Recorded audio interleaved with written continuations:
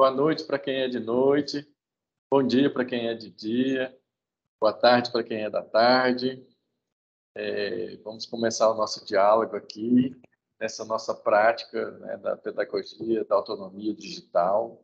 É um exercício que a gente sempre gostou de fazer, que é a leitura em conjunto, a leitura para o outro, projetar essa presença do outro nessa leitura em voz alta, ao mesmo tempo, né, nesse período de ensino remoto, nesse período de pandemia, de isolamento, de iminência de conflitos, né, de conjunturas mundiais, brasileiras, né, um momento tão importante em que a educação posta em xeque, né, com o próprio Ministério da Educação sendo colocado em xeque. Então, é um pouco, né, um exercício de estar junto mesmo, pensar junto, ler junto, parafraseando o Maffesoli, estar junto à toa. Então, a gente vai estar junto lendo. Então, meu nome é Augusto Rodrigues da Silva Júnior, sou professor de literatura na Universidade de Brasília, faço parte do programa de pós-graduação em literatura e práticas sociais da Universidade de Brasília, também faço parte do PPG-LA, né, na Universidade Estadual do Amazonas, e vou ter aqui como companheiro, né, nessa gravação, dando suporte técnico e pensamental, me orientando, doutorando, pesquisador, muitos anos a gente faz pesquisa juntos, né? É o Marcos Eustáquio de Paula Neto, está no seu primeiro ano de doutorado, e para quem vai acompanhar nesse percurso, né, a gente vai fazer uma leitura.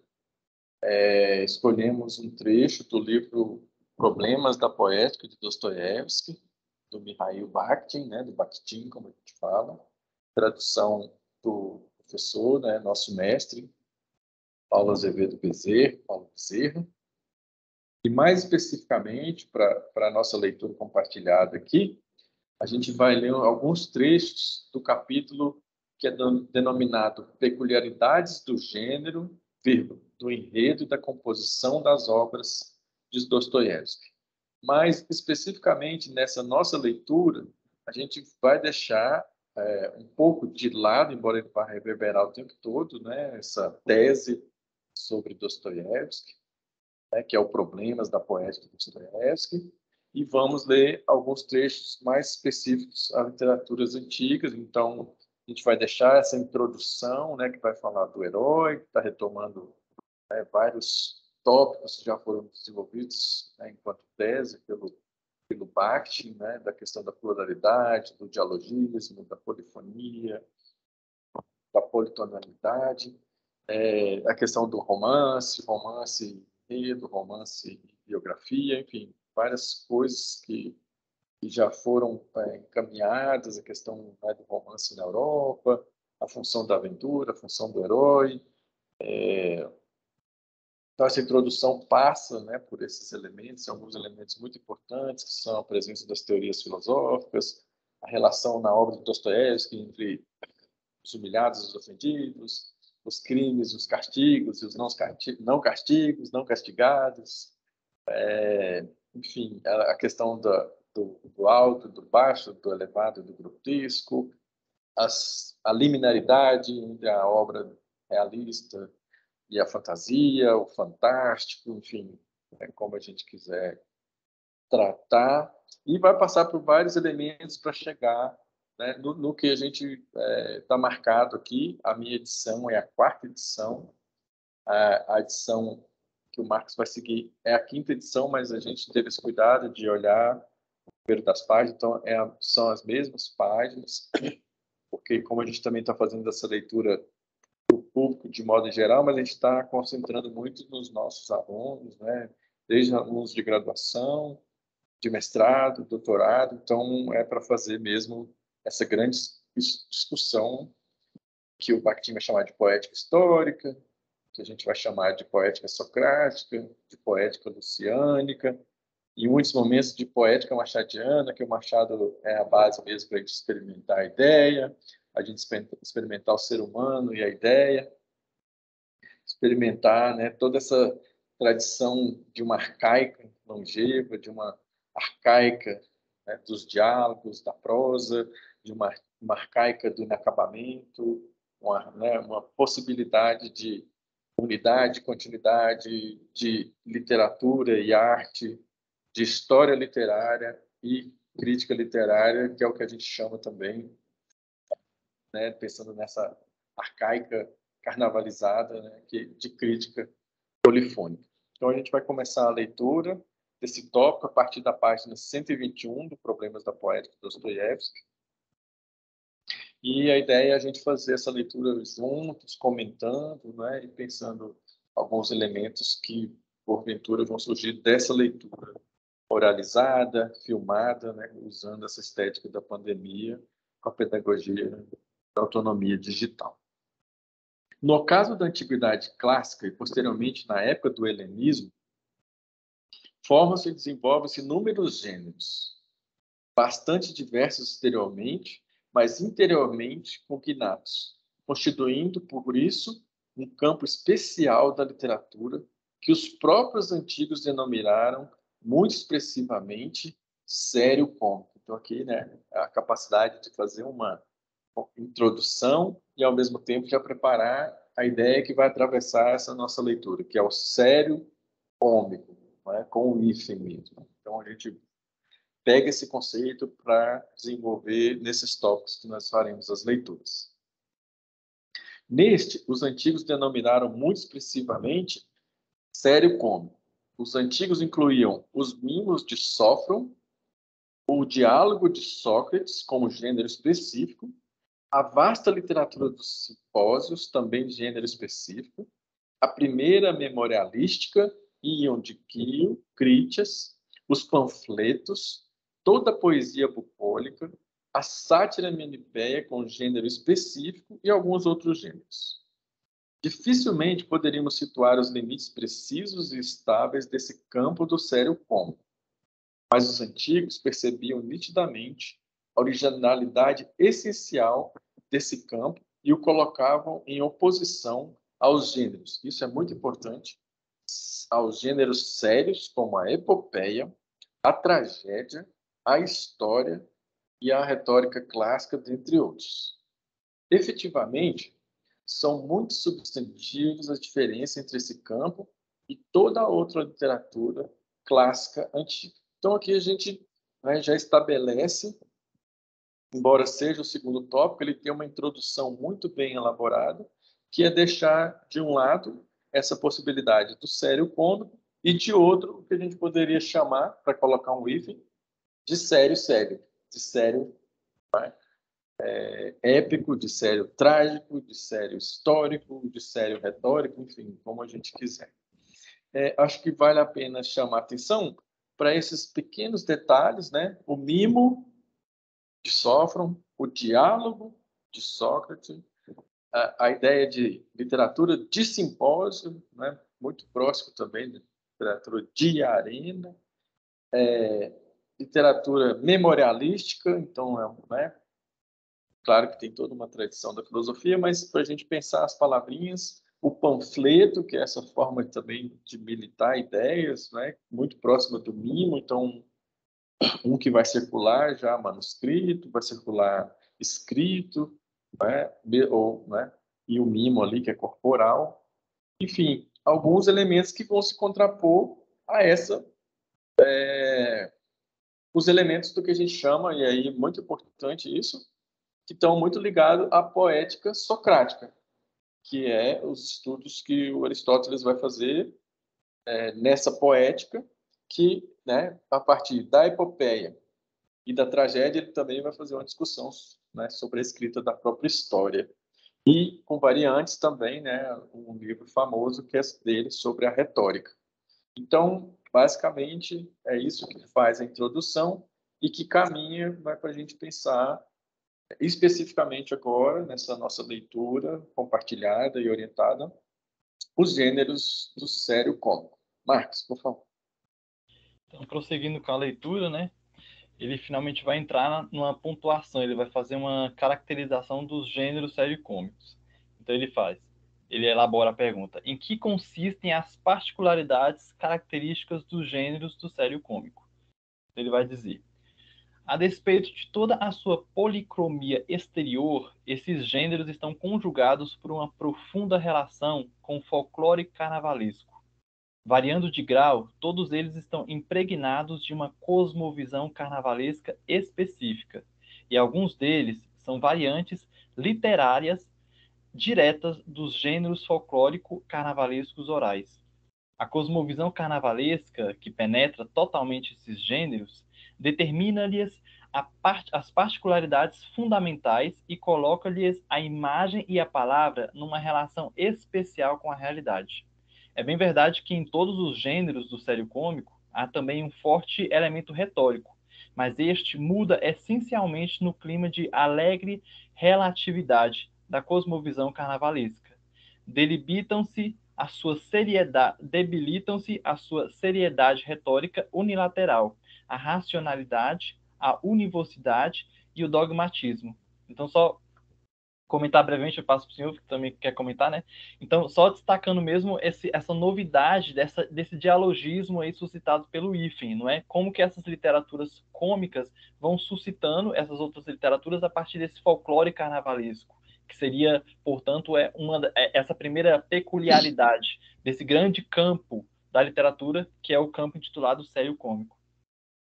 Muito interessante, também fazendo essa contraposição, os elementos que, inclusive, na tradução estão em itálico, que é folclore carnavalesco e cosmovisão carnavalesca. Então, primeiro, chamar atenção, né, por toda essa tradição do pensamento da cultura popular no Brasil, na própria universidade, na academia, que em alguns momentos a gente usa mais a ideia de folclore, a palavra folclore, em outros momentos a palavra folclore não circula de modo mais predominante, embora a gente tenha grupos de cultura popular que estabelecem estudos não acadêmicos e que fazem um trabalho, né, com a ideia de folclore. Então é interessante, né, mas por isso que está em itálico também, porque essa ideia do folclore carnavalesco, que vai também para essa visão da cosmovisão carnavalesca. E aqui, também para fazer um adendo, essa cosmovisão carnavalesca está em diálogo com a outra obra importante do Bakhtin, né, que é o livro Cultura Popular na Idade Média e no Renascimento, e que o pilar, né, desse livro é a carnavalização, embora ele vá passar por várias discussões. Então, para entender um pouco também do pensamento do Bakhtin, a gente tem aqui o pilar que vai atravessar esse livro, Problemas da Poética, é a polifonia, e no livro sobre o Rabelais é a carnavalização. Mas eles têm pontos de contato, porque essa cosmovisão carnavalesca, em François Rabelais, vai levar à mesma polifonia que a gente vai encontrar em Dostoiévski. Então, são caminhos diferentes, são teses diferentes, que às vezes elas não se citam, mas, quanto fazedor de crítica polifônica, o Bakhtin vai imiscuindo, né, a sua cosmovisão crítico-polifônica, né, dos elementos da cultura.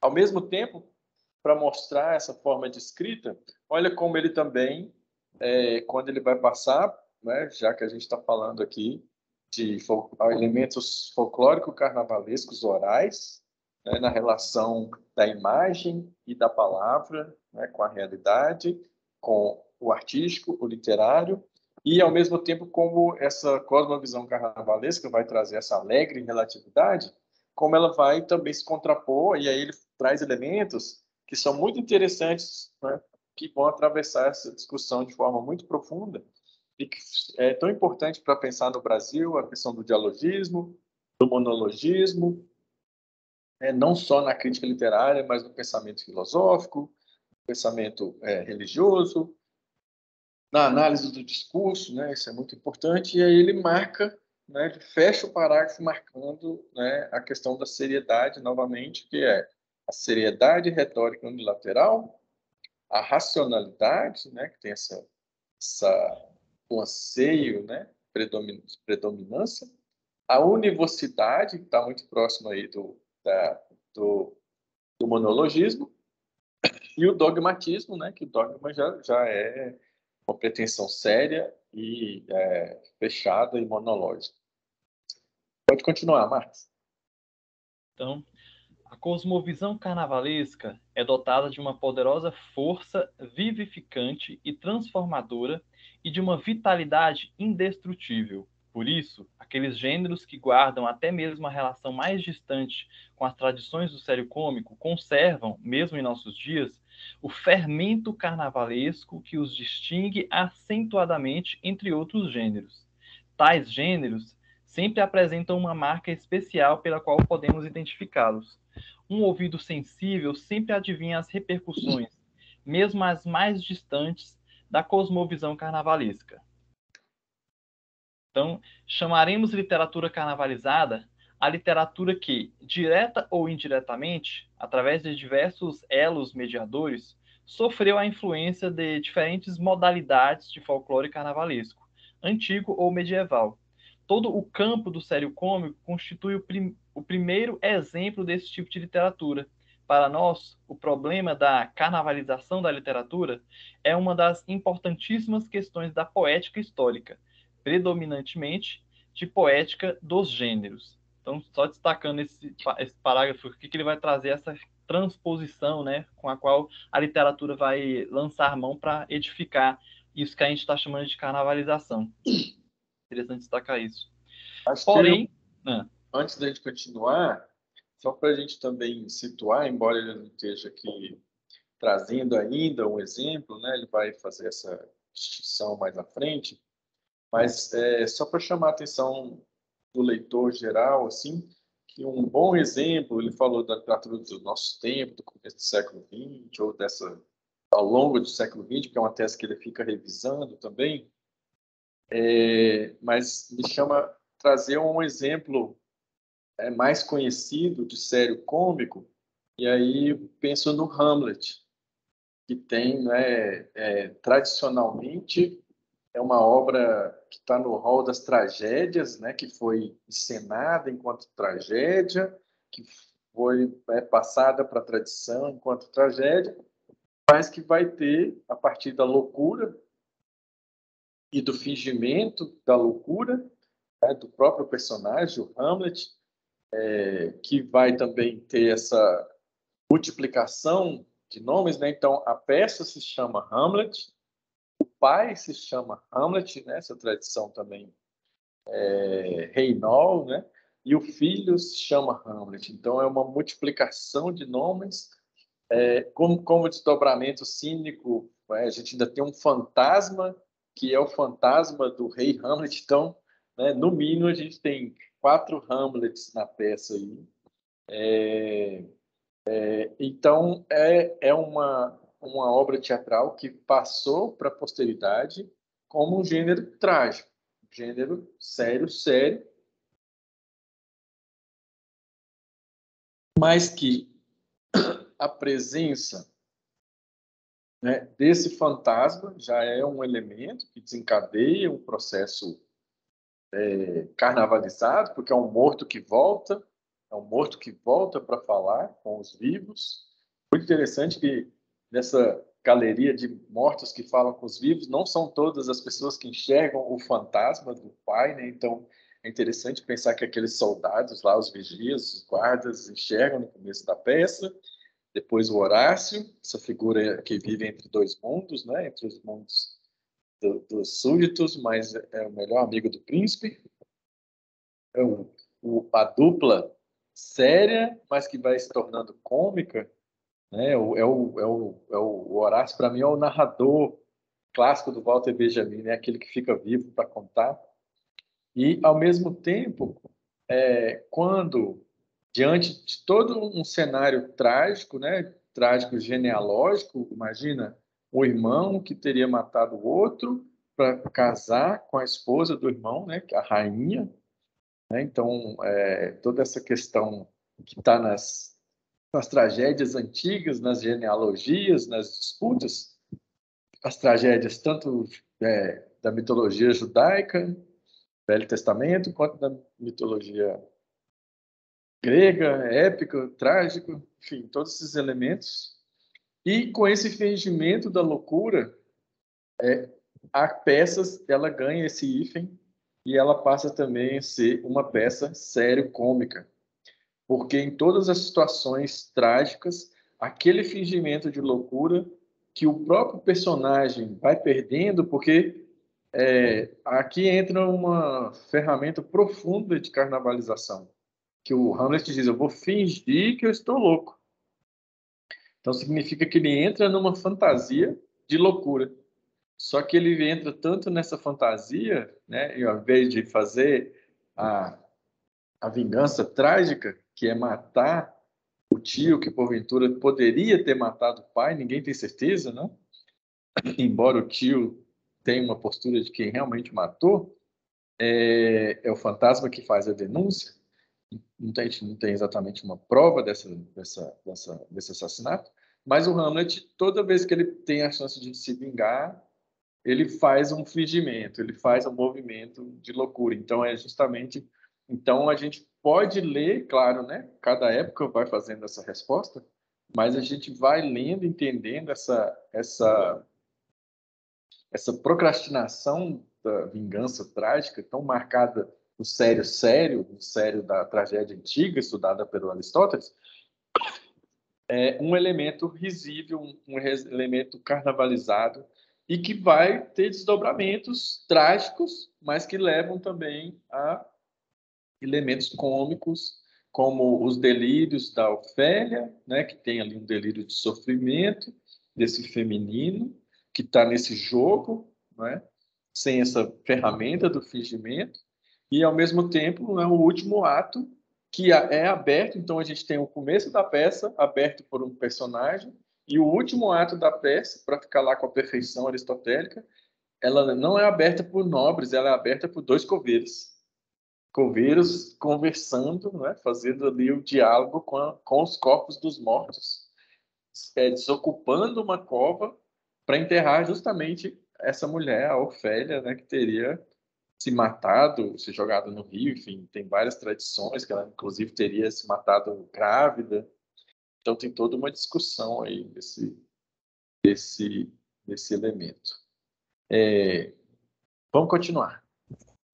Então, depois dessa exposição introdutória que ele vai fazendo com relação ao campo sério-cômico, ele faz uma primeira orientação a respeito dos caminhos que o texto vai seguir e diz: porém, só mais adiante examinaremos o problema da carnavalização, abre parênteses, após analisarmos o carnaval e a cosmovisão carnavalesca, fecha parênteses. Aqui abordaremos algumas peculiaridades exteriores de gênero do campo do sério-cômico, que já são o resultado da influência transformadora da cosmovisão carnavalesca. E aí ele vai começar então a sua lista, né? A primeira peculiaridade. A primeira peculiaridade de todos os gêneros do sério-cômico é o novo tratamento que eles dão à realidade. A atualidade viva, inclusive o dia a dia, é o objeto ou, o que é ainda mais importante, o ponto de partida da interpretação, apreciação e formalização da realidade. Pela primeira vez na literatura antiga, o objeto da representação séria e simultaneamente cômica é dado sem qualquer distância épica ou trágica, no nível da atualidade, na zona de contato imediato e até profundamente familiar com os contemporâneos vivos, e não no passado absoluto dos mitos e lendas. Nesses gêneros, os heróis míticos e as personalidades históricas do passado são deliberada e acentuadamente atualizados. Falam e atuam na zona de um contato familiar com a atualidade inacabada. Daí ocorrer, no campo do sério cômico, uma mudança radical da zona propriamente valorativa temporal de construção da imagem artística. É essa a primeira peculiaridade desse campo. Só destacando, né, porque essa questão da distância é uma imagem que aparece muito nos debates bakhtinianos, mas aqui ele está fazendo, aqui ele está aprofundando, né, o que seria essa distância. Essa distância, na verdade, ela provoca uma atualidade também, Porque a distância ela se dá por um resgate desse passado que foi consolidado pelos gêneros sérios, principalmente, mas aqui no gênero sério cômico, a distância é quebrada. Então tem que ser repensado aí, né? Como que se dá essa distância no romance, como que se dá essa distância nos gêneros do sério cômico, né? Então fica aí essa primeira peculiaridade, esse resgate, esse enfoque à atualidade viva, né? Isso é muito, muito interessante. E aí eu pensei agora, já que a gente está usando, e é uma expressão que a gente gosta muito, né? Está até em itálico aqui, finalzinho da página 122, que é a expressão atualidade viva.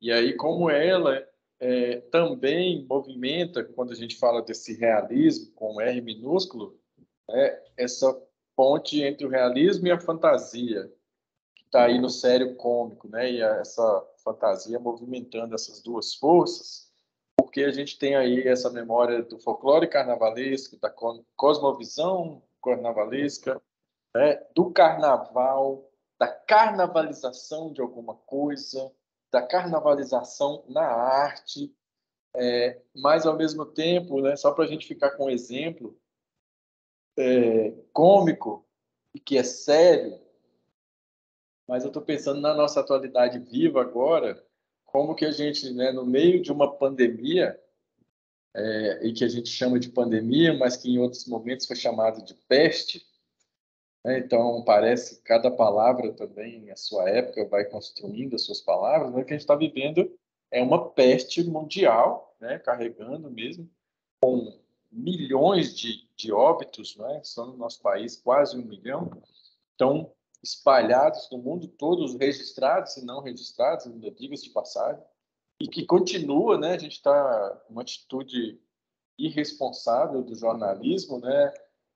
Agindo, né? Como se a pandemia tivesse acabado, como se essa peste tivesse acabado, ao passo que também essa peste, cada país, cada lugar vive essa peste de uma forma diferente, a partir, né, de ter um estadista ou não, de ter um governante ou não, de ter alguém que acredita na vacina ou não, de ter alguém que tomou a vacina, mas não assume que tomou a vacina, enfim, todas essas situações que a gente está vivendo no Brasil, que são sérias e que são tornadas cômicas, mas onde eu quero chegar?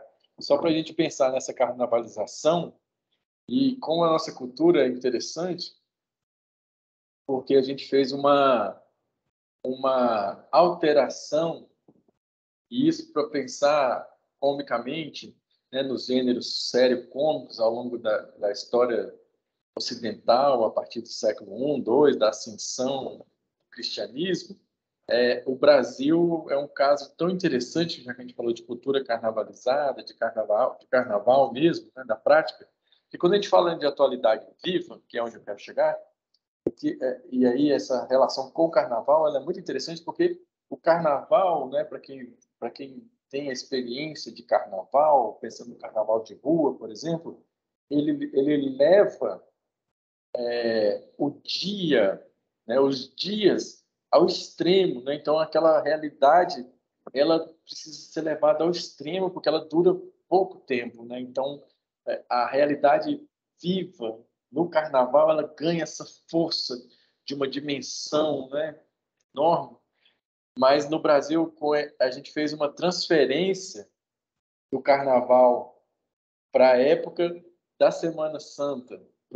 Então a gente olha que coisa mais carnavalizada, deslocar uma festa, né, móvel já ligada ao calendário, porque o carnaval antecipa a quaresma e a Semana Santa fecha a quaresma. Então, olha como no Brasil parece literário, não, mas é uma coisa oficial, é da nossa cultura. E, ao mesmo tempo, tem uma trapaça, porque a gente teve as festas de carnaval, na época do carnaval, do calendário, né, oficial, brasileiro, cristão, católico, mas, ao mesmo tempo, vai ter esse carnaval fora de época que vai convidar para outros carnavais, vai movimentar outras formas de carnaval, né? Então, a realidade, né, parecendo absurda. Se a gente conta isso daqui um século, né, vai dizer, nossa, eles fizeram isso, eles colocaram carnaval, porque o carnaval está no calendário religioso. Então, se você joga essa festa para outra data, você altera toda a lógica do sério sério. Então, a vida carnavalizada. E insistindo nessa festa no meio da peste, né? Dessa grande peste, né? Que continua. A gente está com uma média de 300 mortos por dia, mas a gente está muito preocupado com os mortos em Kiev, né? Então, vamos lá. Segunda peculiaridade. A segunda peculiaridade é inseparável da primeira. Os gêneros do sério cômico não se baseiam na lenda, nem se consagram através dela.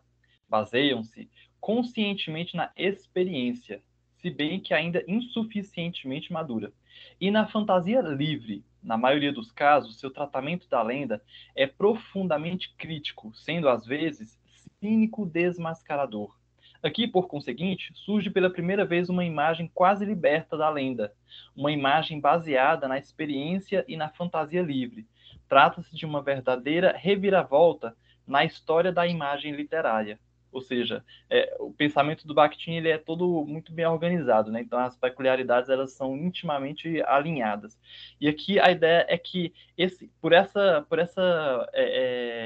esse enfoque dado à atualidade viva, ao dia a dia, né, ao cotidiano, a experiências pessoais, as lendas, quando resgatadas e repensadas a partir dessa realidade, elas passem por essa espécie de rebaixamento, né? Por essa espécie de, uma expressão que ele usa, que por esse cínico desmascaramento, para reformular a expressão dele. Então, as lendas elas são reféns desse movimento de resgate cínico desmascarador. Muito interessante, porque isso se dá por meio dessa atualidade viva, que acaba sendo mesmo o grande motor, né, até porque é o contexto a partir do qual isso vai se consolidar, né? Muito interessante se a gente pensar que ele não vai tratar diretamente dele, mas ele está atravessando aqui o pensamento, que é pensar no Luciano, que tem humor, tem ironia, tem o riso, mas tem um elemento sério ali, que é esse cínico desmascarador, que ele é sério, ele tem uma postura, né, no mundo, né, para discutir realmente a sua época. Mas tem três elementos aqui, né, como o Marcos chamou a atenção para esse pensamento tão organizado do Bakhtin, né? Então, ele desenvolve a primeira ideia, mas diz, olha, a segunda também é inseparável da primeira. E por que ela é inseparável? Porque ele está dizendo, olha, nunca na história da humanidade entendeu-se a arte, a literatura, né, deslocada, né, superando os heróis míticos, as personalidades históricas e a lenda. Então, aqui também tem uma resistência política muito forte, uma postura carnavalizada, né, diante do mundo, né, justamente contra, né, esses elementos, né, que são monológicos. Né? O herói épico, ele é sempre marcado pelo elemento, né, da lenda, né? Sempre marcado pela narrativa, né, da história, né, para reforçar essa história, essa historicização. Então é muito interessante marcar isso também. Então ele está fazendo a discussão da antiguidade, mas ele está falando também de questões, né, voltadas para o século XX, né? Questões que cada pensador na sua época vai fazer esse exercício. Né? Lembrei também do Erasmo de Roterdã, falando do elogio da loucura de dentro da igreja, o Rabelais também, na certa parte da vida, escrevendo de dentro de uma ordem religiosa. Enfim, continuemos. A terceira peculiaridade são a pluralidade de estilos e a variedade de vozes de todos esses gêneros. Eles renunciam à unidade estilística, em termos rigorosos, à unicidade estilística, da epopeia, da tragédia, da retórica elevada e da lírica. Caracterizam-se pela politonalidade da narração, pela fusão do sublime e do vulgar, do sério e do cômico. Empregam amplamente os gêneros intercalados, cartas, manuscritos encontrados, diálogos relatados, paródias dos gêneros elevados, citações recriadas em paródia e etc. Em alguns deles, observa-se a fusão do discurso da prosa e do verso. Inserem-se dialetos e jargões vivos, e até o bilinguismo direto na etapa romana. Surgem diferentes disfarces de autor. Concomitantemente, com o discurso da representação, surge o discurso representado.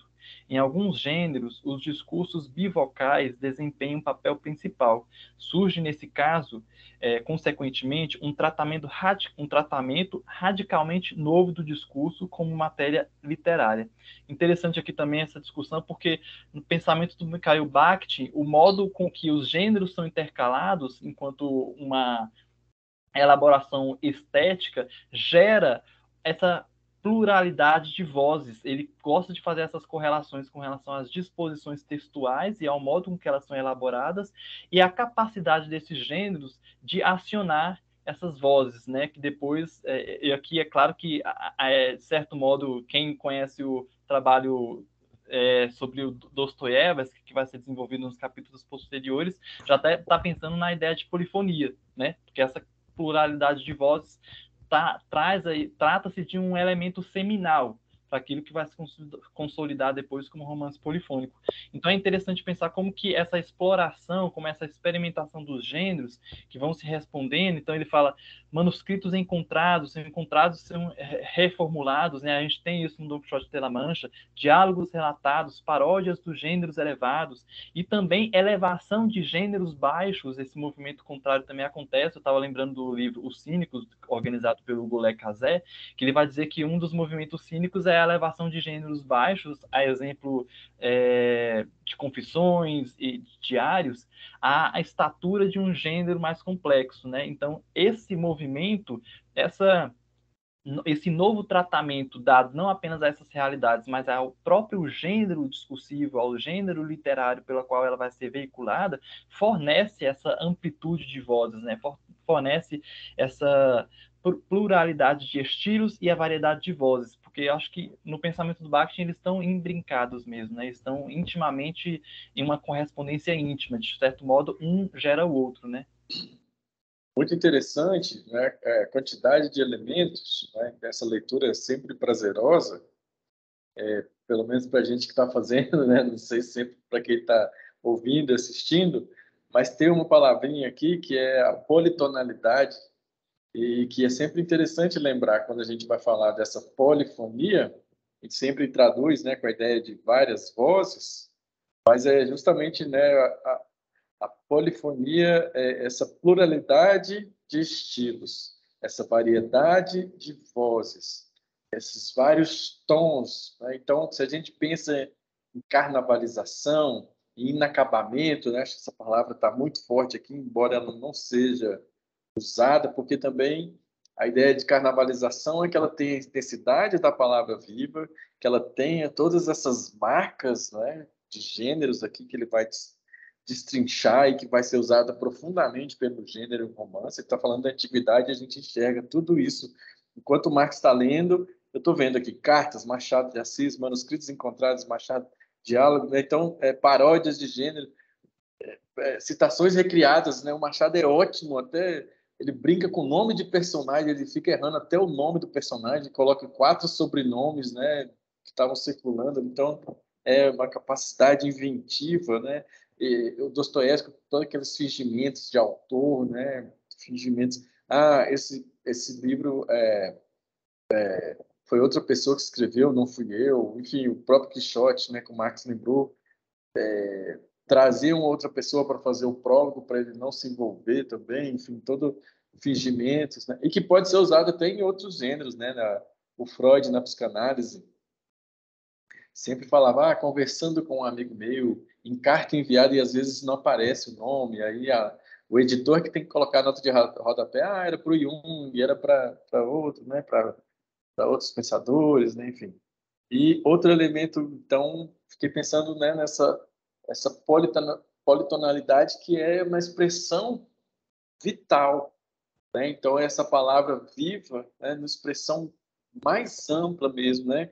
Essa consciência de que a nossa vida O indivíduo que não está num regime totalitário, né, ele pode deixar reverberar nele mesmo, né? É como se fosse aquela ideia da tatuagem, que ela já tá no corpo e quando você pinta ela só é mostrada, né? Todos somos feitos de muitas tatuagens. Então são esses vários tons, essa politonalidade, né, que leva a esse entendimento de uma prática vital mesmo, carnavalizada nesse sentido. Porque o que é o carnaval? Não é o encontro com o outro, não é você poder fingir-se de outro, outrar-se na presença do outro, e ao mesmo tempo o carnaval não é aquele corpo coletivo da multidão, todos, né?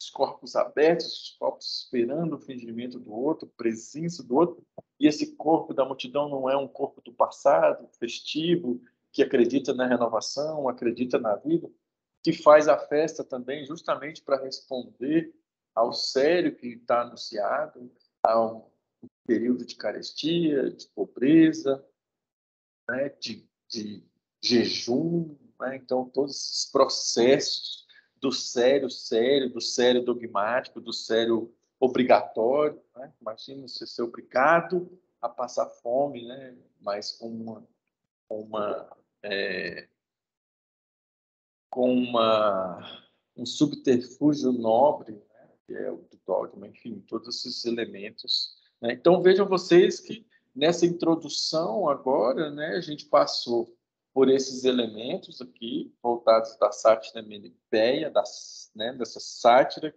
que vai atravessar essa relação entre o sério e o cômico, os gêneros elevados e os gêneros populares, que também estão sempre imbricados, né? Isso a gente falou do Hamlet, e aí agora para fechar essa parte, a gente continuar a leitura, e no finalzinho do 123, o próprio Odisseu, que é essa personagem sério-cômica que vai atravessar as duas obras, né? O personagem, são várias narrativas de retorno para casa, mas a que sobrou para a gente, então, a gente é o personagem que está nessas duas obras, que vai habitar nessas duas obras, uma como coadjuvante, a outra como principal, mas é um personagem que está sempre usando um outro subterfúgio, nunca resolve as coisas diretamente, que também se finge de louco, que vai fazer a proposta, né, da enganação para vencer uma guerra. Imagina, depois de tantos conflitos, nem mesmo, né, os grandes heróis gregos conseguiram romper aquela barreira. Então era uma guerra que parecia infinita, porque imagina, no fundo, se a gente fosse pensar ao pé da letra, uma guerra entre heróis acompanhados por deuses, não teria fim. É uma guerra infinita. Então tem que ter alguém que faz o subterfúgio, né, para quebrar essa heroicidade, e aí muda todo, né, o rumo da história. Então ele cria um cavalo de madeira, né, subterfúgio, né, como se fosse, né, um presente dos deuses, e eram, né, uma grande peça. Então a gente tem vários exemplos também dessa carnavalização, às vezes mesmo então, na verdade, esses elementos a gente está teorizando aqui, mas eles estão imbricados também, né?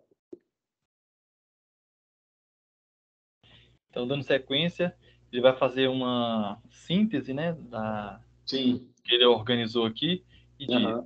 e é dito. São essas as três peculiaridades fundamentais e comuns de todos os gêneros integrantes do sério cômico. Aqui já fica clara a enorme importância desse campo da literatura antiga para a evolução do futuro romance europeu e da prosa literária, que gravita em torno do romance e se desenvolve sob a sua influência. E aí esse parágrafo também é muito interessante, que ele vai esquematizar ainda mais, e ele vai dizer: em termos simplificados e esquemáticos, pode-se dizer que o gênero romanesco se assenta em três raízes básicas: a épica, a retórica e a carnavalesca. Dependendo do predomínio de uma dessas raízes, formam-se três linhas na evolução do romance europeu: a épica, a retórica e a carnavalesca. Entre elas existem, evidentemente, inúmeras formas transitórias. É no campo do sério cômico que devemos procurar os pontos de partida do desenvolvimento das variedades da linha carnavalesca do romance, inclusive daquela variedade que conduz à obra de Dostoiévski.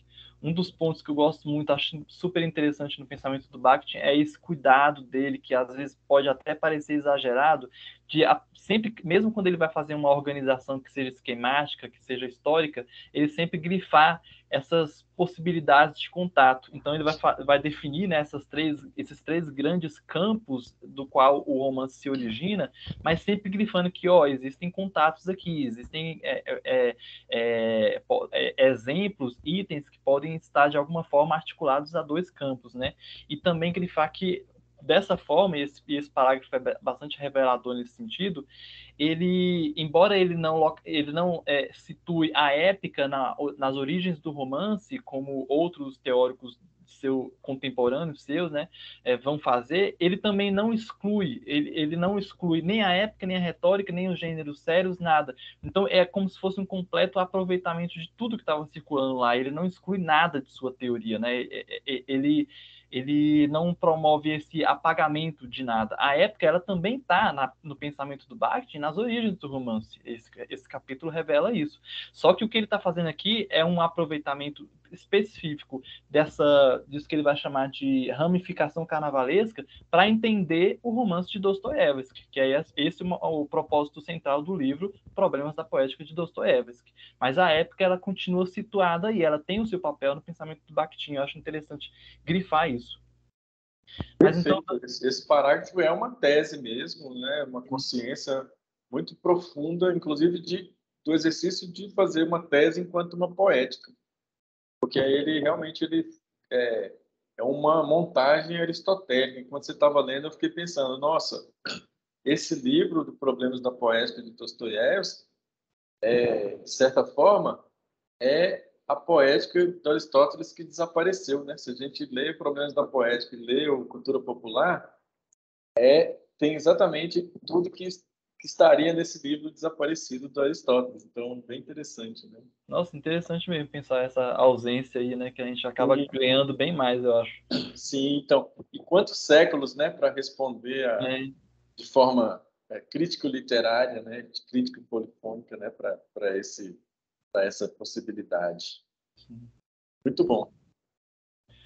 Para a formação dessa variedade de desenvolvimento do romance, a carnavalesca, a qual chamaremos convencionalmente de variedade dialógica e que, como dissemos, conduz a Dostoiévski, são determinantes dois gêneros do campo do sério cômico, o diálogo socrático e a sátira menipéia.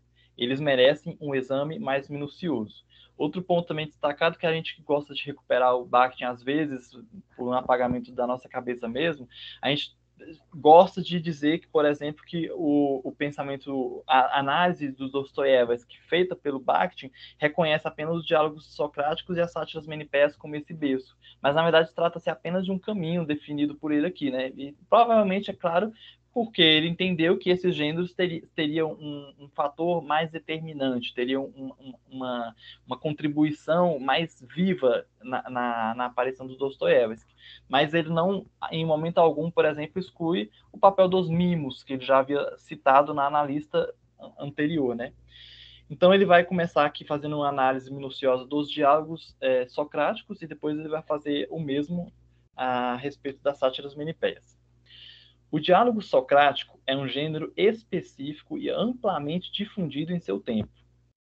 Platão, Xenofonte, Antístenes, Ésquines, Símia, Fédon, Alexameno, Euclides, Glaucon, Craton e outros escreveram diálogos socráticos. Até nós chegaram apenas os diálogos de Platão e Xenofonte, restando apenas informações e alguns fragmentos dos demais. Mas, com base em tudo isso, podemos fazer uma ideia do caráter desse gênero. É incrível também o repertório vastíssimo dele, né? É realmente um grande leitor. Sim. Então ele começa. A princípio, já na fase literária de seu desenvolvimento, o diálogo socrático era quase um gênero memorialístico. Eram recordações das palestras reais proferidas por Sócrates, anotações das palestras memorizadas, organizadas numa breve narração. Mas, muito breve, o tratamento artístico livre da matéria quase liberta totalmente o gênero das suas limitações históricas e memorialísticas e conserva nele apenas o método propriamente socrático de revelação da verdade e a forma exterior do diálogo registrado e organizado em narrativa. É esse caráter criativo, livre, que observamos nos diálogos socráticos de Platão, em menor grau em Xenofonte e nos diálogos de Antístenes, que conhecemos em fragmentos. Examinaremos as manifestações dos gêneros do diálogo socrático que têm importância especial para a nossa concepção. Interessante que o Bakhtin ele é esse autor, esse teórico dos gêneros do discurso, e o pensamento dele ele é organizado de uma forma sempre muito parecida, né? Como que ele vai esmiuçando, como ele vai dissecando cada tema, seja o campo sério-cômico, seja o diálogo socrático, seja as sátiras menipeias, a partir desses subitens, né? Então, ele aqui, no caso, ele já indica, e aí ele vai começar a leitura, ele vai começar a verificação de cada uma das peculiaridades desse gênero do diálogo socrático.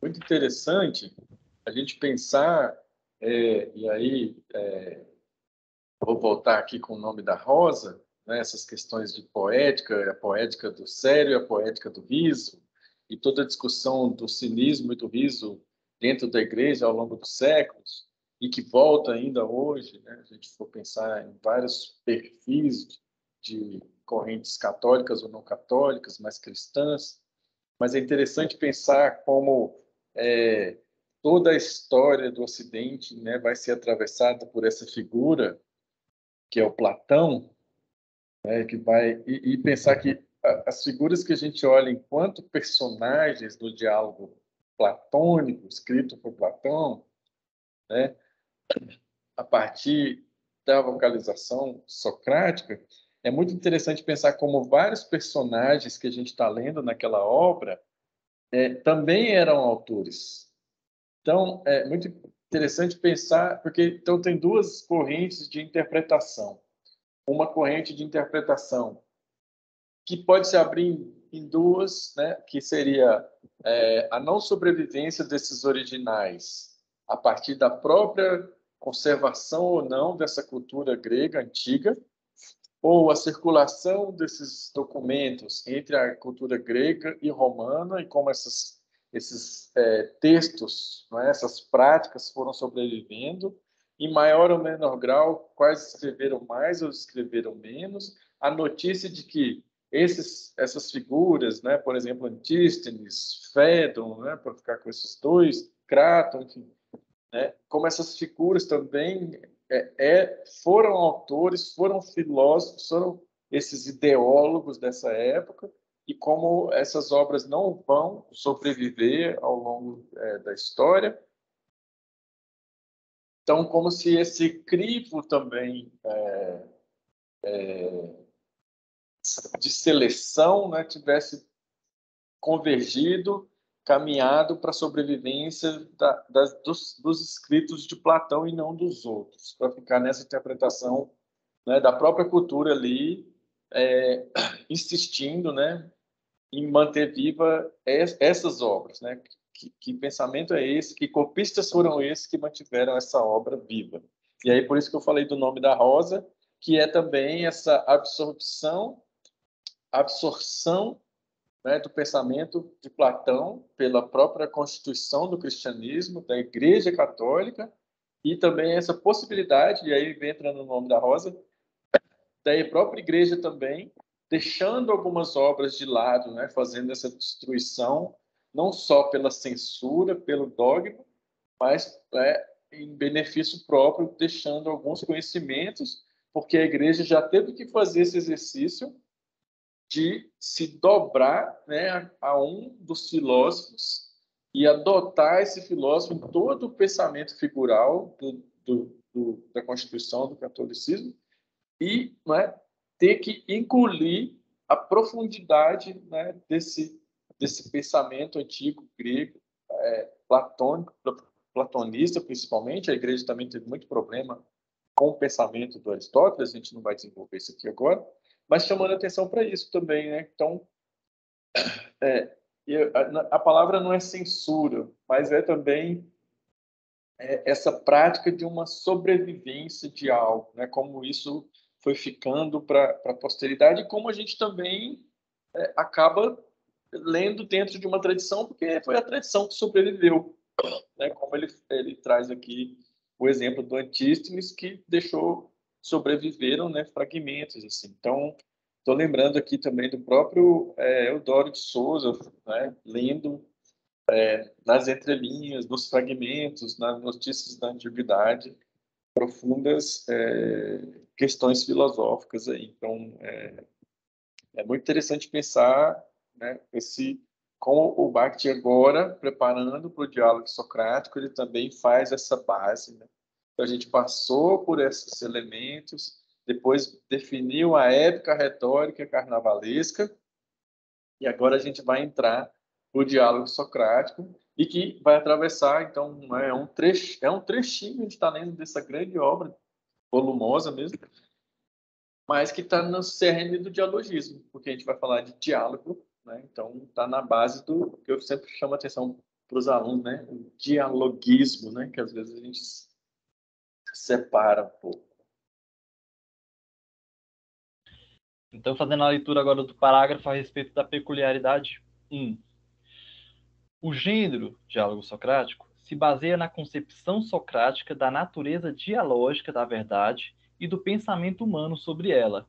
O método dialógico de busca da verdade se opõe ao monologismo oficial que se pretende dono de uma verdade acabada, opondo-se igualmente à ingênua pretensão daqueles que pensam saber alguma coisa.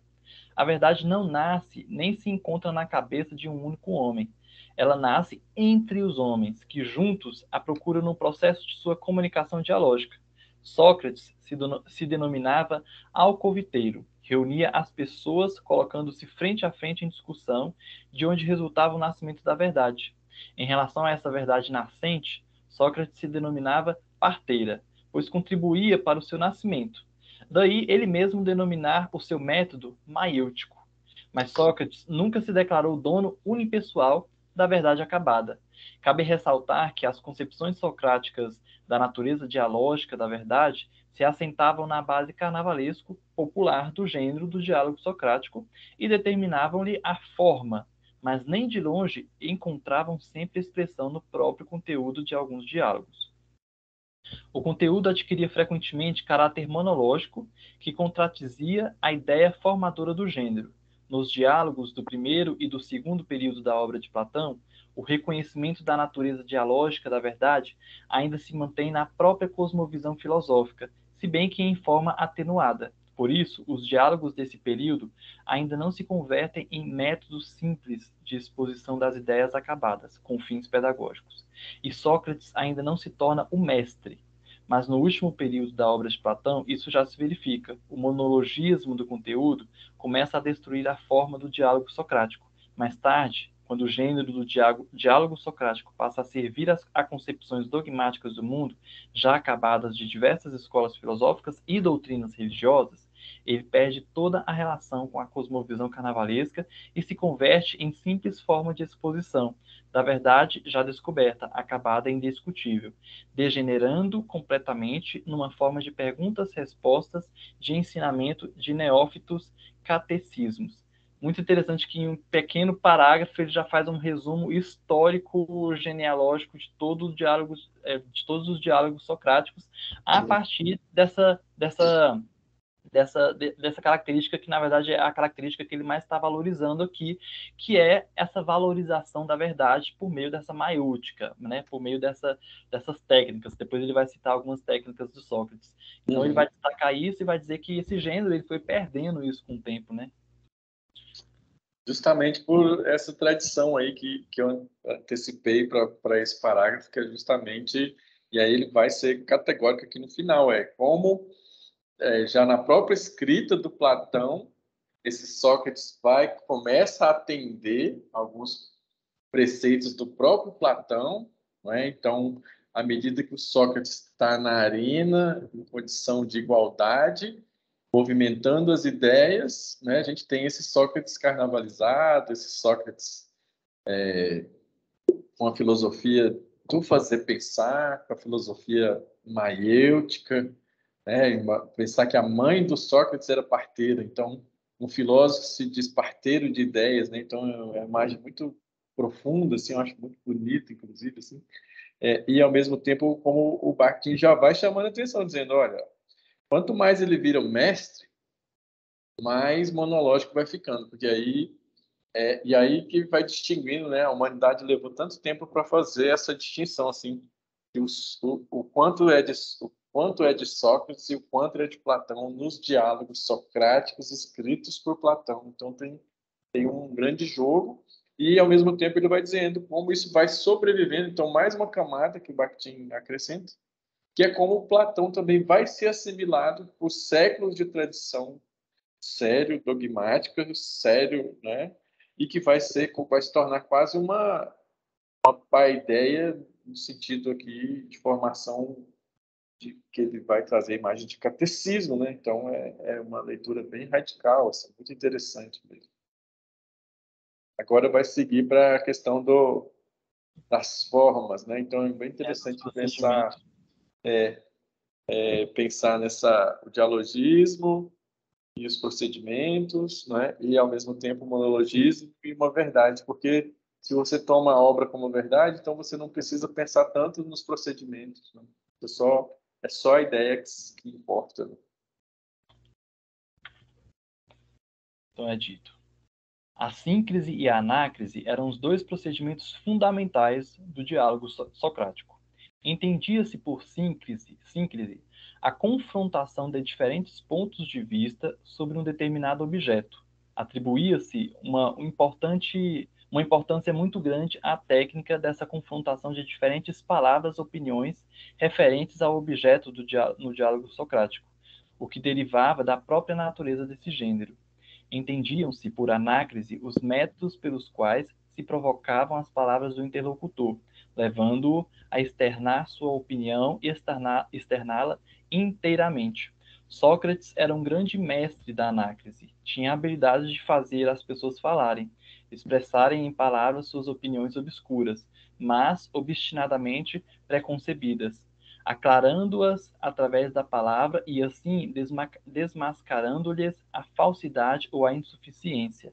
Tinha a habilidade de trazer à luz as verdades correntes. A anácrise é a técnica de provocar a palavra pela própria palavra, e não pela situação do enredo, como ocorre na sátira menipéia, de que falaremos mais tarde. A síncrise e a anácrise convertem o pensamento em diálogo,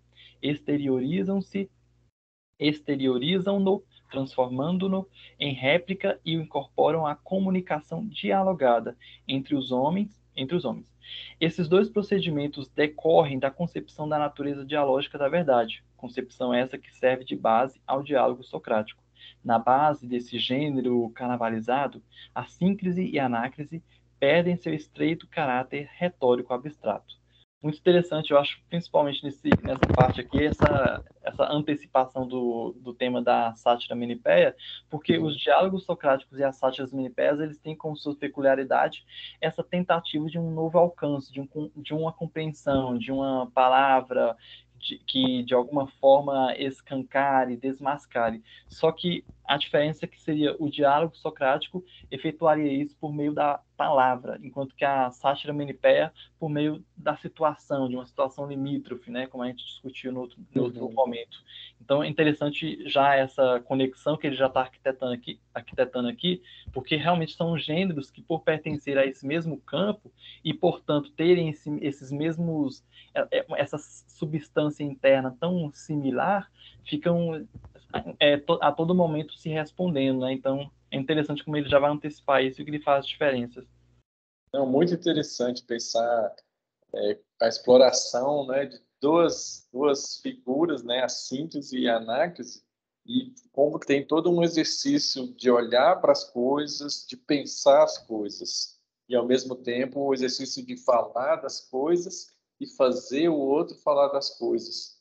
Então aqui está toda a base mesmo da teoria dele, agora com um elemento muito forte, que é o inacabamento. A palavra não aparece, mas no fundo, essa movimentação entre a síntese e a anácrise É aquela metáfora que a gente gosta de usar do Antônio Cândido, quando ele fala do Memória Sargento Milícias, que é o moto contínuo.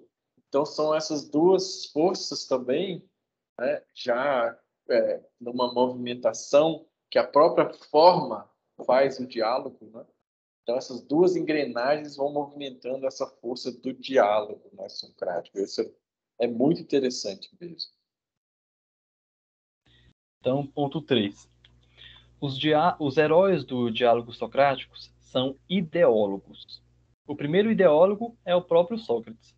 Como são ideólogos todos os seus interlocutores, os discípulos, os sofistas e as pessoas simples, que ele incorpora ao diálogo e transforma em ideólogos involuntários.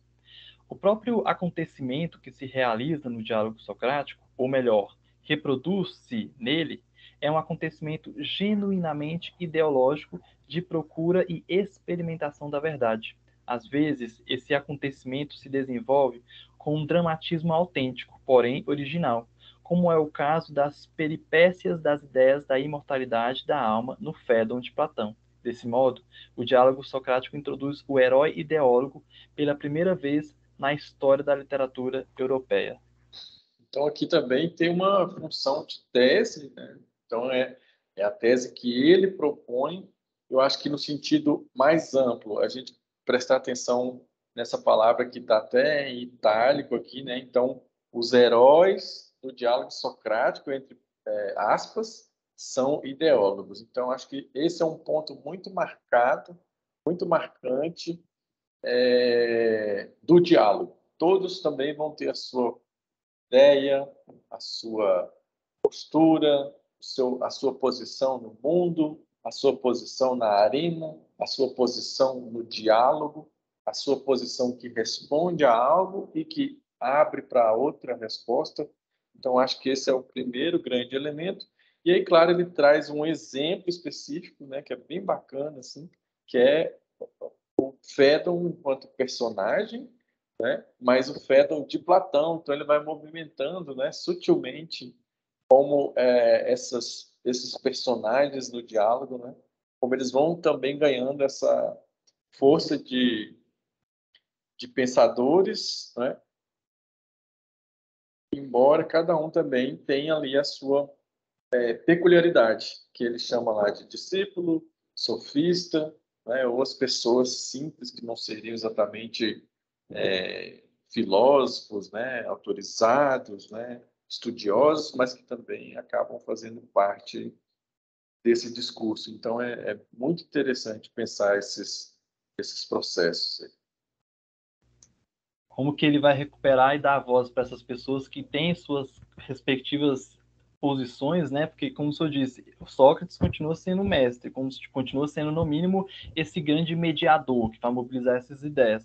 Mas o discípulo, o sofista e as pessoas simples também são interpretadas como ideólogas, né? E, nesse sentido, também, mais uma vez, já é uma antecipação do que vai ser aprofundado, acredito que vai ser elevado a um grau de aprofundamento nas sátiras menipés, com relação à quebra de hierarquias, com relação à quebra de barreiras sociais e de quaisquer outras ordens, né? Então, de certo modo, aqui a gente já localiza esse movimento. Depois ele então vai para o tópico 4, vai dizer: no diálogo socrático, usa-se às vezes, com o mesmo fim, a situação do enredo do diálogo paralelamente à anácrise, ou seja, a provocação da palavra pela palavra.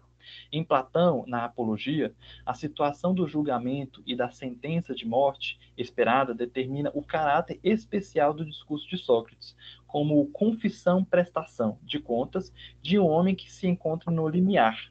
Em Fédon, o diálogo sobre a imortalidade da alma, com todas as suas peripécias internas e externas, é determinado pela situação de pré-morte. Aqui, ambos os casos aqui, em ambos os casos, está presente a tendência à criação excepcional, que livra a palavra de qualquer automatismo efetivo e da objetificação, que obriga o homem a revelar as camadas profundas da personalidade e do pensamento. É evidente que a liberdade de criação de situações excepcionais que provocam a palavra profunda no diálogo socrático é muito limitada pela natureza histórica e memorialística desse gênero, no seu estágio literário. Contudo, já podemos falar do surgimento de um tipo especial de diálogo no limiar, em base dialógica socrática. E esse tipo especial é amplamente difundido na literatura do período helênico e romano, posteriormente na Idade Média e, por último, na literatura do Renascimento e do período da Reforma. Então, esse tópico 4 é curioso, que depois, de certo modo, é um desmembramento do tópico 2, porque o tópico 2 foca na revelação da verdade através da palavra, pela própria palavra, né? Aqui não, aqui já se indicia que em alguns momentos, né, ele vai citar principalmente a Apologia e o Fédon, como textos que vão fazer esse desenho de uma situação que também pode instigar essa revelação da palavra não apenas pela palavra, mas pela situação. E eu ainda me arriscaria aqui a lembrar, por exemplo, do próprio mito da caverna, porque, de certa forma, também é um diálogo que vai elaborar uma situação limítrofe, limiar, que vai gerar um conhecimento, né? Então, acho que também, eu não sei por que ele cita, mas, de toda forma, são características aí, mais uma vez, que antecipam o que vai ser aprofundado nas sátiras menipeias. Então, aqui também, claro, né, a gente está fazendo essa leitura, tem um elemento que é muito importante, que é esse diálogo no limiar, que é a ideia de liminaridade que também vai atravessar, porque é isso que movimenta um diálogo, é essa liminaridade, essa relação de um com o outro, a palavra funcionando como o caminho para fazer o outro falar, para fazer o outro pensar.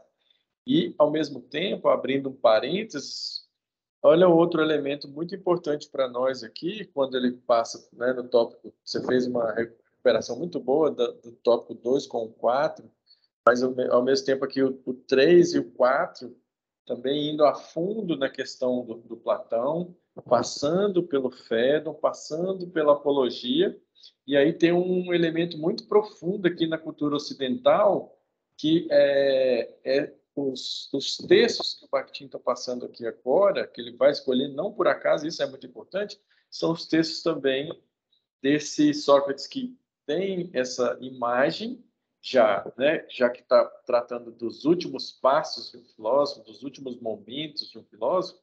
Então, aqui a gente tem uma força aí de um Sócrates que está mais próximo da condição de mestre. Ele está também dialogando lá com Eutífron e Críton, mas, né, pegando esses dois para a gente pensar, e aí o parênteses, que é a tanatografia, essa escrita de morte. E como é muito interessante, como os evangelistas, para fazer esse parênteses, né, vão utilizar também dessa mesma narrativa, né, desse bode expiatório. Então, no fundo, se a gente pegar os 4 evangelhos, né, se você ler como não cristão, no fundo, os 4 evangelhos são como esses 4 diálogos, né, do Platão, que é narrando os últimos acontecimentos na vida, né, desse personagem que é Jesus. Então, é muito interessante pensar como o método figural vai já se inspirar, né, nessa figura, né? E quando o Fédon fala de mortalidade da alma, já está ali movimentando esse álibi ou não álibi da existência, e ao mesmo tempo, né, se a gente pensa, né, nessa figura de Jesus enquanto esse Deus ou esse bode expiatório, né, como essa figura vai passar por um outro processo, né, que é da ressurreição, e que também, né, vai se tornar esse álibi para essa alma que não morre, né? Então é muito interessante a quantidade de elementos, e desse ponto de vista, e aí eu estou dialogando lá com toda aquela questão filosófica dos textos lá da estética da criação verbal, mas esse diálogo no limiar também tem esse elemento, né? E quando a gente fala também nessa crença, né, de uma vida após o corpo, é muito interessante que a gente está buscando ainda mais uma respondibilidade, buscando mais uma resposta, mais um elemento que compõe, e aí é essa tradição do romance que vai fazer toda essa movimentação, vai fazer todo esse momento, né? E por isso que esses dois tópicos, então é muito interessante pensar, só porque agora a gente vai para o diálogo dos mortos, né? Vai aparecer, então é muito interessante pensar, né? No tópico 1, a questão do método dialógico, confrontando o monologismo oficial, a verdade acabada. Então, depois esse fazer falar, fazer pensar, síntese e anácrise. Aí, depois esse elemento, entender o outro como ideólogo. É um respeito pela cultura do outro, é um respeito pela palavra do outro, porque olha o que o Bakhtin coloca aqui. O discípulo, o sofista, e esse que a gente chamou aqui, né, de pessoas simples, que é uma opção de tradução, que são as pessoas não filósofas dentro desse ambiente filosófico, mas que as ideias delas também são importantes. E aí, imagina, é um elemento aqui muito sutil, mas que está toda a tese dele sobre Dostoiévski, que é como a gente pensa o Machado de Assis. Cada personagem que aparece, ele não aparece por acaso, né? Ele vai circular uma ideia, vai ter uma teoria. Agora você também tem que, né? Porque como a gente deu os exemplos, não são todos que vão sobreviver. A gente não tem todas as narrativas, mas a partir do que um fala do outro, você vai coletando, você vai compondo, né? E agora caminhando, né, para esse diálogo no limiar, né, esse elemento aí que é utópico, sim. No diálogo socrático, a ideia se combina organicamente com a imagem do homem, o seu agente, Sócrates e outros participantes importantes do diálogo. A experimentação dialógica da verdade é, simultaneamente, uma experimentação do homem que a representa. Aqui podemos falar da imagem embrionária da ideia. Aqui observamos também um tratamento criativo livre dessa imagem. Nesse caso, as ideias de Sócrates, dos principais sofistas e de outras personalidades históricas não são citadas nem reproduzidas, mas são dadas numa evolução criativa livre no fundo de outras ideias que as tornam dialogadas. Na medida em que se debilitam as bases históricas e memorialísticas do gênero, as ideias alheias se tornam cada vez mais plásticas. Nos diálogos começam a encontrar-se ideias e homens que, na realidade histórica, nunca entraram, mas poderiam entrar em contrato dialógico real. Fica-se fica-se a um passo do futuro diálogo dos mortos, no qual homens e ideias, separados por séculos, se chocam na superfície do diálogo. Mas o diálogo socrático ainda não deu esse passo. É bem verdade que, na Apologia, Sócrates já parece predizer esse futuro gênero dialógico, quando, prevendo a sentença de morte, fala dos diálogos que entabulará no inferno com as sombras do passado, como fizer aqui na terra. É necessário ressaltar, entretanto, que a imagem da ideia no diálogo socrático, ao contrário da imagem da ideia em Dostoiévski, ainda é de caráter sincrético. Na época do diálogo socrático, ainda não está concluído o processo de delimitação do conceito científico abstrato e filosófico e da imagem artística. O diálogo socrático ainda é um gênero artístico-filosófico sincrético. Então, esse tópico 5, de certa forma, ele está dialogando com todos os 4 tópicos anteriores, e tem até um resgate, né, dos tópicos referentes ao campo sério-cômico, porque vai trazer exatamente essa experimentação da ideia na atualidade viva, embora essa expressão não apareça aqui, mas é isso que ele está falando o tempo inteiro. É esse homem que, pela sua pelo que lhe constitui, fomenta essa ideia. Então a ideia está intimamente ligada à imagem do homem e, por consequência, da sua atualidade concreta, da sua atualidade viva e histórica. Muito interessante, né, essa retomada, esse processo mesmo de constituição, e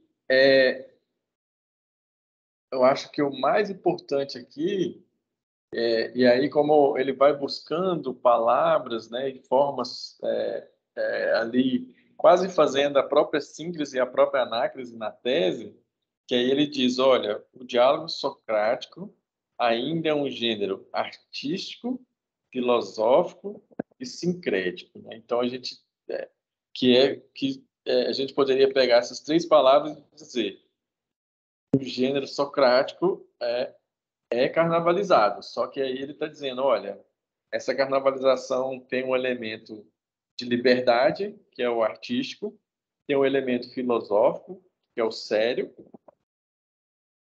o hífen aí, né, um sério cômico, artístico, filosófico, e ao mesmo tempo, né, esse elemento da carnavalização, que é o elemento sincrético. Então, é muito interessante pensar, se a gente pensa ali na liminaridade do tópico anterior, né, que é isso, fazer, chegar à ideia, fazer, falar, né, porque o lime é isso, é uma abertura para passar, para entrar ou para sair, né, até usa a palavra em alemão aqui, então é um diálogo que faz pensar, é uma palavra que vai chegar, né, para ficar com a maiêutica, a palavra que ainda vai nascer, vai fazendo palavras, palavras, diálogos, diálogos, e a ideia vai chegar, a ideia vai nascer, a verdade, se quiser pensar do ponto de vista filosófico, ou esses, né, do ponto de vista da ideia, os ideólogos. Então, para destacar também o cuidado mesmo, né, com essa escrita, com essa capacidade de defender uma ideia, a gente já vendo ali circulando, ele aponta, ele não perceba, né, a gente sutilmente, em alguns momentos, o nome do Dostoiévski aparece de forma muito leve, de forma muito sutil, mas com elementos tão profundos, né, em poucas páginas a gente tem tantas referências, né, tantos elementos. Enfim, então, são essas as particularidades fundamentais do diálogo socrático. Elas nos permitem considerar esse gênero como sendo um dos princípios daquela linha de evolução da prosa literária europeia e do romance, que no caso dele leva à obra de Dostoiévski, no nosso caso leva à obra de Machado de Assis, e como gênero determinado, o diálogo socrático teve vida breve, mas no processo de sua desintegração formaram-se outros gêneros dialógicos, entre eles a sátira menipeia, né, que é uma outra leitura que a gente vai fazer, mas esta, evidentemente, não pode ser considerada como um produto genuíno da composição do diálogo socrático. Aqui, na conclusão, ele não deixa de trazer a tese, né, como às vezes o faz. Então, olha a voz do outro aqui. Pois as raízes da sátira menipeia remontam diretamente ao folclore carnavalesco. Olha, a primeira expressão que aparece lá na primeira parágrafo que a gente leu, cuja influência determinante ainda é mais considerável aqui que no diálogo socrático. Então é isso, né? A gente fecha essa primeira leitura, né? Reforçando, né? Que é um processo que a gente acredita, né, mesmo numa aula presencial, fazer essa leitura em conjunto, ela é um exercício muito importante. Claro que aqui a gente está sem mais personagens para fazer essa grande arena, mas a ideia é mesmo, né, que esses personagens, nessa respondibilidade digital também, tragam, né, a partir dessa leitura assistida e ouvida, né, novas questões para que a gente também faça um novo encontro e faça uma nova arena agora com essa leitura mesmo guiada, essa leitura pausada, essa leitura cuidadosa que vai abrindo, né, ideias, vai trazendo, né, esses exercícios. Então, nesse momento é isso. Agradeço mais uma vez, né, o parceiro, amigo, aluno, e orientando o Marcos Eustáquio de Paula Neto, né, essa força aí para fazer esse movimento de leitura, e dizer que realmente a gente ganha muito com esse exercício, né, um exercício muito prazeroso, e que, né, todos estão convidados para nos convidar a fazer mais esses exercícios. Então é isso. Muito obrigado, Marcos, obrigado a todos e todas.